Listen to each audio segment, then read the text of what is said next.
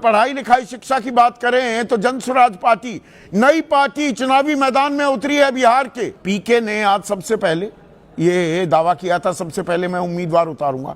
51 ही उतारे हैं, पर पढ़े लिखे उम्मीदवारों की भरमार दिखाई दी। ये राजनीति की नई बयार भी साबित होगी क्या?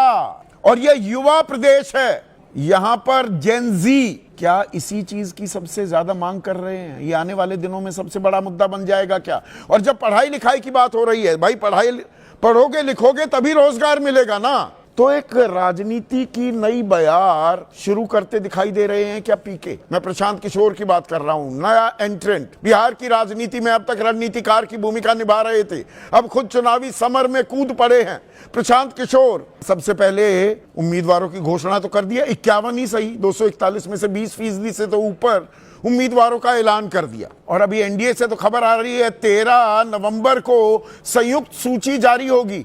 तब तक प्रशांत किशोर क्या सारे उम्मीदवारों का ऐलान कर चुके होंगे? और इन उम्मीदवारों में नाम किस किस के हैं, ये बड़ा दिलचस्प है। केसी सिन्हा, ये कई यूनिवर्सिटीज के चांसलर रह चुके हैं, गणित पर किताब भी लिखी है। आरके मिश्रा, आईपीएस, पूर्व महानिदेशक होमगार्ड्स। डॉक्टर एके दास जाने माने डॉक्टर हैं। यदुवंश गिरी, ये पटना हाई कोर्ट में वरिष्ठ वकील हैं, सीनियर एडवोकेट हैं। बीपीएससी पेपर लीक, ये बहुत बड़ी समस्या है बिहार की। सर पटकता रह जाता है युवा। एक पेपर का तैयारी करे 2 लाख रुपए लगते हैं तैयारी में, 2 लाख रुपए एक साल में। नीतीश कुमार 1000 रुपए देने की भी बात कर रहे हैं महीना। 20 से 25 साल के वो युवा जो 12वीं पास हैं या जो ग्रेजुएट हैं, 1000 रुपए में काम हो जाएगा। तो उन्होंने ये केस लड़ा था। और जेपी सिंह, ये आईपीएस अधिकारी हैं, हिमाचल प्रदेश काटर के थे, तो ये अपने गांव, अपने घर, अपने प्रदेश आ गए हैं। तो ये राजनीति की एक नई पहल है क्या? और ये पहल मैं क्यों कह रहा हूं, थोड़ा सा अब इस पर गौर कीजिए। किस पार्टी में कितने पढ़े लिखे लोग हैं? पढ़ाई लिखाई पर कोई तवज्जो तरजीह राजनीति में रही नहीं गई है। बिहार में 9वीं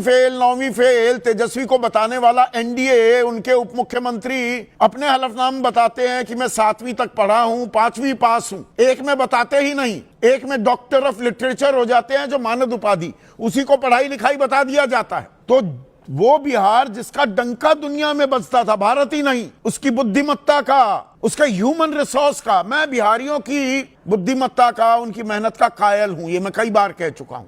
आईएएस, आईपीएस, बड़े से बड़े ओहदों पर भरमार है बिहारियों की, पर राजनीति में वो क्यों नहीं दिखता है आज की तारीख में? पहले होता था। अब कितने पढ़े लिखे नेता हैं, इसका मैंने आंकड़ा निकाला। एडीआर है sauce, association for democratic reforms. 62 उम्मीदवार आरजेडी के ऐसे थे जो गूठा छाप से लेकर 12वीं तक पढ़े थे। 62, इनमें से 32 जीते भी, कोई 5वीं पास, कोई 7वीं पास, कोई 10वीं पास। बीजेपी के 42, इनमें जीते 29, जेडीयू के 45, जीते 17, 12वीं पास, चपरासी लगेगा।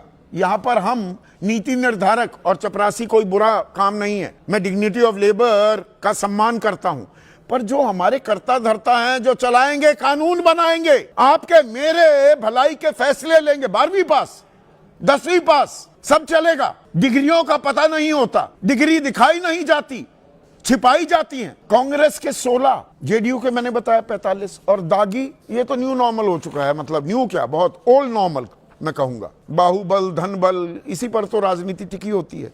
आरजेडी के 54 उम्मीदवार जो जीते दागी थे, 73% उम्मीदवार दागी।